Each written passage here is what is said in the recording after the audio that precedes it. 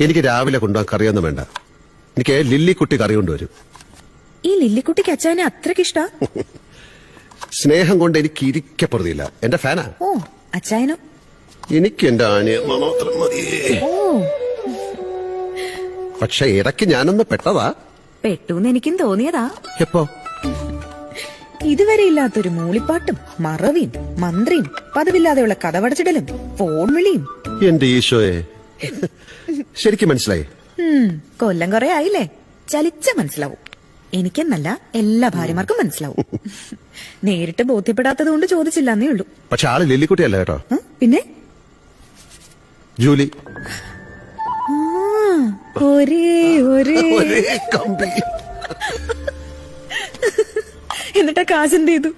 പഞ്ചായത്തിലെ ദുരിതാശ്വാസ നിധിയിലേക്ക് സംഭാവന ചെയ്തു. അപ്പോ കാശ് കിട്ടുന്ന പരിപാടിയാ.